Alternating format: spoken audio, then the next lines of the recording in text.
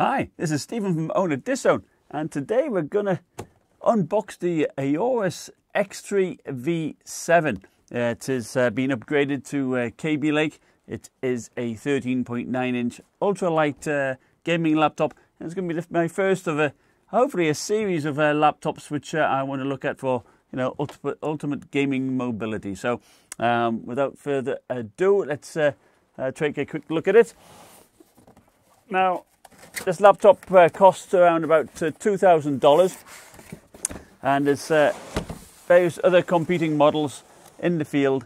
There's like the Razer Blade 14, which I've already looked at, and the Skylake version, the Alienware 13, although it's a little bit heavier, around about 5.5 pounds or so. That's also classed as one of these mobile, portable gaming laptops.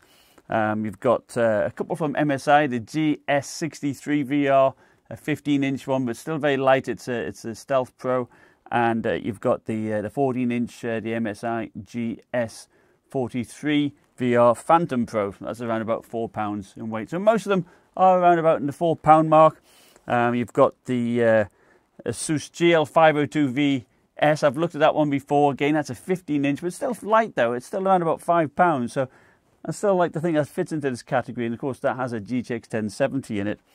And of course, competing, I suppose, head-to-head, also made by Gigabyte, is the Gigabyte Aero 14, which I would like to look at that one as well. So let's open the box and see what we have. All right, so it comes in a nice black box, and it comes in a nice sort of cloth bag like that. And inside we have a similar bag, but with, let's have a look.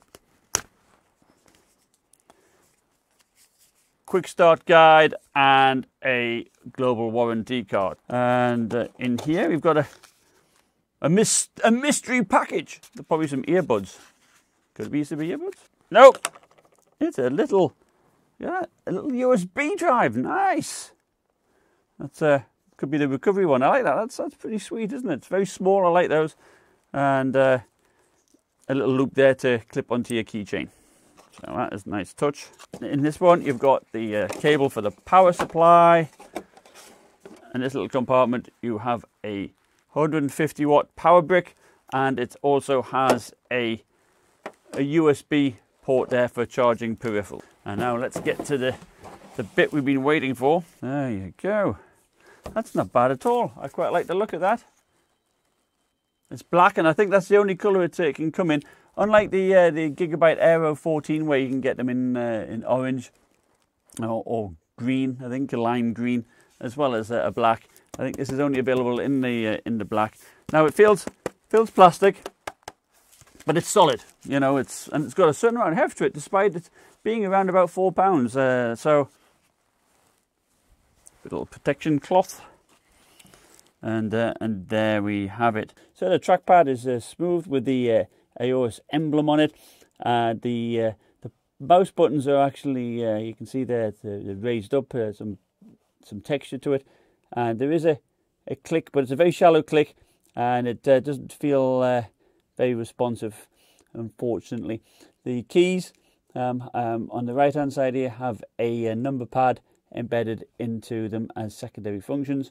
WASD keys are highlighted there, and I can see some macro keys here which you can configure to various things, including, I believe, fan control. So looking underneath, we have 6 feet, and we have some speaker grills here at the bottom front, and some ventilation grills here in the center and towards where the fans are.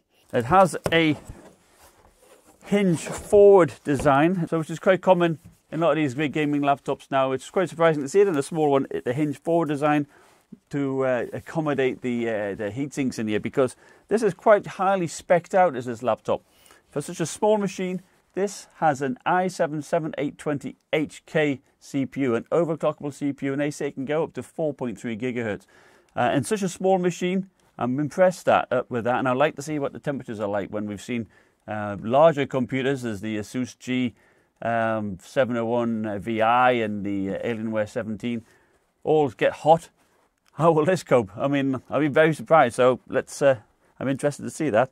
And it also has 16 gigabytes of DDR4 2400 megahertz RAM, 512 gigabyte SSD, and a GTX 1060 GPU.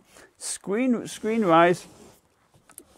It's got QHD Plus, which is 3200 by 1800 resolution. It's an IGZO panel, and by all accounts, I think it's the same as panel as one of the Razer blades from a year or so ago. So let's take a look at its ports. So on the left-hand side, we have a mini display port, HDMI, USB 3, and the headphone microphone jacks, and a USB Type-C port there. And on the right-hand side, we have a SD card reader and 2 more USB 3 ports. And there's the power button there, which is quite hard to find. I imagine here must be the speakers, one would suspect. And here's around the back, we have a Ethernet port, the power connector, and the 2 heat sinks here for the rear exhaust. So let's have a look at its measurements. We're looking at 13 inches wide, 10¼ inches deep, and you know, it's less than an inch thick. All right, so 4.1 pounds in weight. So that's pretty light. Let's see how much the Surface Book weighs in comparison. That's nearly 3.8 pounds. There's not much difference between the two. If you're a business traveller and want a game on the go, when you buy this, there's various free things they throw in to entice you, and they also give you a backpack. So let's take a look at that. Gigabyte backpack.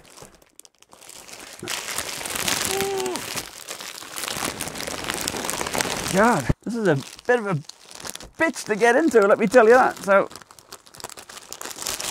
just bring out the fucking knife.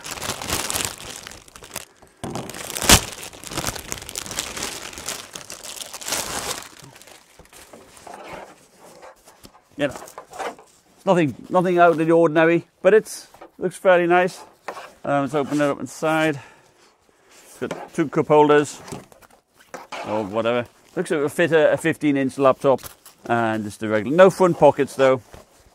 So I think this one's going to go to Mrs. Owner this home. So the star of the show is this Aorus X3 V7. So please put in the comments below what you'd like me to test.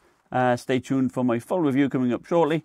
Thumbs up if you like, subscribe if you feel so inclined, and remember, click the little bell just to get some notifications on my next video. So thanks again for watching. Bye.